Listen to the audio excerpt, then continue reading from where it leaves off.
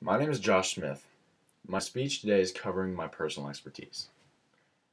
My expertise is baseball, and more specifically, hitting a baseball.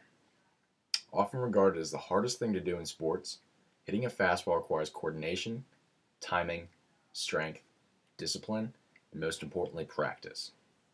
The baseball swing is actually very complex, and although many swings look similar, there are several theories on how to properly swing a baseball bat.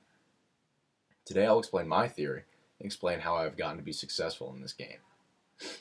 What makes baseball so difficult is the amount of information you have to process in such a short period of time.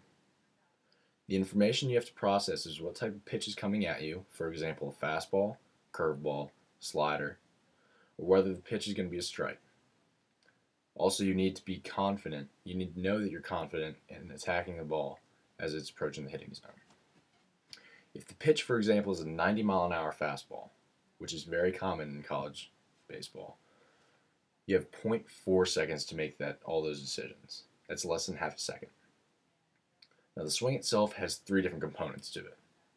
The first is the setup and the load. Now, when I talk about the setup, I'm talking about your pre-pitch motions, or your stance. In your swing, it is important to be relaxed and keep your body loose, and most importantly, your upper body and your hands.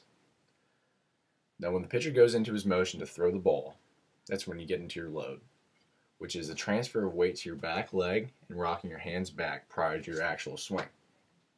The load is important because it helps generate power and bat speed to your swing. Think of a boxer when he throws a punch. He will wind up before he actually throws the punch to generate power. It's the same with a baseball swing. You need that momentum backwards to generate the power going forwards. Following the load is the approach to the ball, which is the action from the load position to the contact point. This is where many schools of thought differ, but I've always been taught to start the swing on a downward plane. That means that the bat head, or what we call the barrel, goes almost directly from my back ear to the hitting zone. The theory is that the quickest way from point A to point B is a straight line.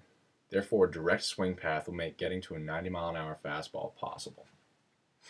Other theories claim that since the ball is traveling out of the pitcher's hand at a downward trajectory, that the swing should be going up to maximize contact. With your lower half, it's important to stay over your center of gravity, which are your hips. You don't want to be going too far forward or too far backwards. You need to stay center and then rotate over your hips. The final part of your swing is simply called the finish. Probably the most important difference between good hitters and great hitters is their finish. Now, the importance lies in one word: extension. And when I say extension, I'm talking about the split second that the ball is actually making contact with the barrel. The longer that the ball makes contact with the barrel, the more power you can transfer into the ball.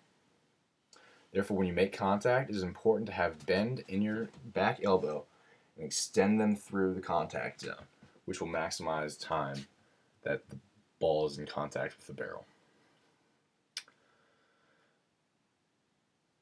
As for your follow-through, it really doesn't matter if you finish with one hand or two hands. The only important thing is you cannot cut your swing off to prevent extension. Now, mastering the swing itself can take years of hard work, but maintaining the proper technique requires constant practice and quality reps. I, for example, need to take about 300 swings a day to remain successful. To be a successful hitter, simply having a good swing will not work. The mental side of hitting is just as, if not more so, important than the physical part.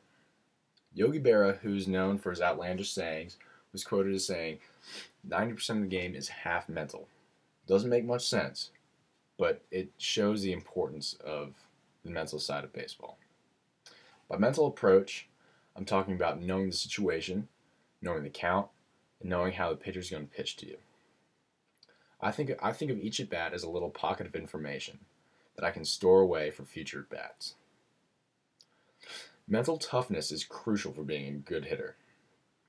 There's a cliche that goes, if you fail 7 out of 10 times in baseball, you'll end up in the Hall of Fame. Meaning that even the best hitters in baseball history failed twice as twice as often as they succeeded.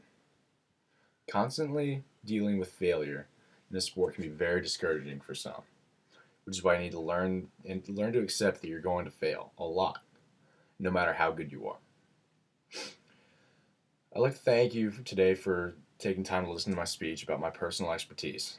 Although there are many aspects of baseball that I did not touch, I hope